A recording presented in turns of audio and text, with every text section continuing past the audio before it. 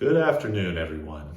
This is Sammy Bean with Rocked MMA, and if you did not see it, boy, you are going to be excited about what Dana White had to say lately. He finally released the fights for the new card that's coming out on UFC 296, T-Mobile Arena, December 16th in Las Vegas. And boy, it is a doozy. So we got some really great fights. Starting off with Colby Covington versus Leon Edwards. You've got another title fight, Alexandre Pantoja versus Brandon Royval. You've got Tony Ferguson versus Paddy the Baddy, which we're going to have to talk a little bit about later. Shavkat Rakhmonov versus Wonder Boy. I thought Wonder Boy didn't want that fight. And finally, we've got Vicente Luque versus Machado Garry.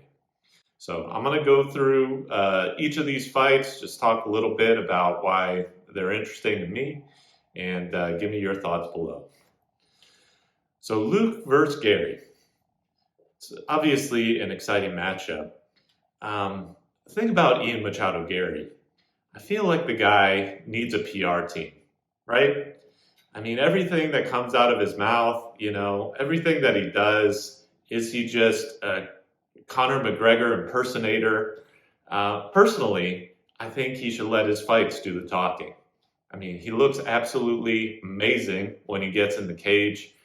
He's had some excellent performances, but he just can't keep his foot out of his mouth.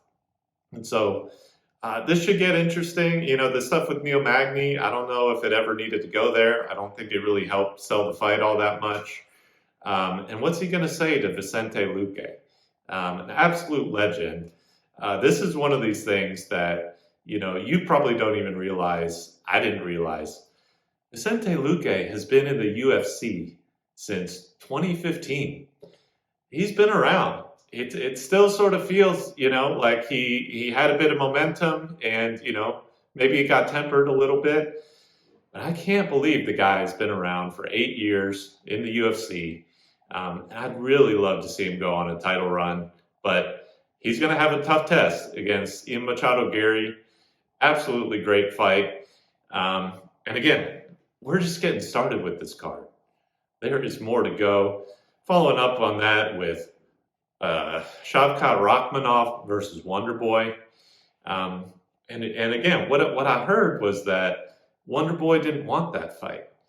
But what I have to say is, I don't think there's much of a bigger fight that you can get in the welterweight division right now than Shavkat Rakhmonov and the opportunity to take that zero from him. He's looked really good. He's obviously got, well-rounded skills everywhere, but I don't think he's this invincible guy that everybody thinks he is. He's looked hittable in the striking, and that's something Wonder Boy can do. He can catch you with a shot. He's got real sneaky kicks, and I think it's going to be an absolutely great fight. And I can't wait to see him get back in the octagon. It feels like it's been forever. I mean, it's probably been about a year for each of them. So really, really excited to see Shavkat versus Wonder Boy. Next on the list, we got Tony Ferguson versus Paddy the Baddy. Now, this is a fight that probably nobody expected. But I actually think this is some interesting matchmaking here. A lot of people are saying, oh, this is, roll out the corpse of Tony Ferguson. He ain't got nothing left. Let's just finally bury him in the ground, send him off to Bare Knuckle FC or wherever he's going. But I don't really see it that way. For Paddy, this is an opportunity to get a really, really good name under his belt. If he can win this fight, which I'm not sure that he can, but if he wins this fight, it sort of propels him to, that conversation where he's fighting people in the top 10 of the division, which is what we really want to see. Does he belong there? Tony Ferguson, on the other hand, he's had a lot of tough matchups, He's had to fight the elite guys in the division, all of the elite guys.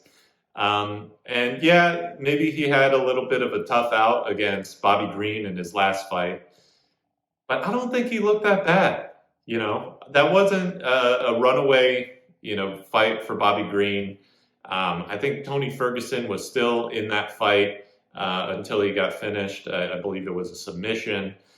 And so it seems like this is something that he can build off of. And I actually think Tony Ferguson beats Paddy the Baddy. Don't tell anybody. Um, and another question that I think is a little bit interesting. Pimblett at his core is known to be more of a ground fighter, but is he willing to go to the ground with Tony Ferguson? Ferguson's got a lot of sneaky submissions, and I don't know. I think it's a 50-50 matchup at this point, but we'll get on to that a little bit further on as we get closer to the fight. But very, very interesting matchup, and I think it's great matchmaking by the UFC in this case.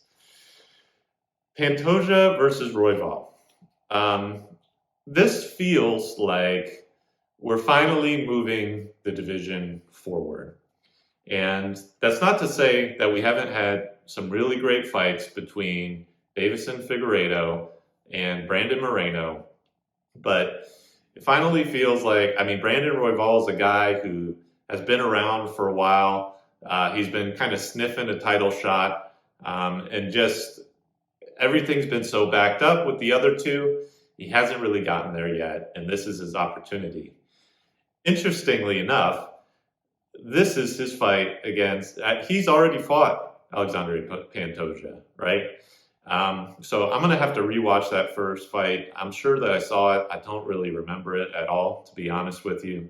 But it'll be interesting to see if Royval can create some scrambles and make Pantoja uncomfortable and get him in some bad positions, because I think that's where he really excels and where he can really do something in this fight. Finally, at the top of the card, Colby Chaos Covington versus Leon Edwards. Or is it Leon Scott? I'm not sure. Colby Covington, obviously coming off a super long layoff, 18 months, waiting around for this title shot. It's an interesting fight, right? It's a little bit of a similar style matchup to Usman. Hey everyone, if you made it this far in the video, God bless you. We had some technical difficulties, and yeah, I'm going to be working out these kinks. I've got a whole new setup coming, so hopefully the videos will just get better and better. Hopefully, eventually I hope to turn this into kind of a live show, with some fan interaction, things like that. So we'll see how it goes, but appreciate you for watching the video, and I'll see you next time. Thanks.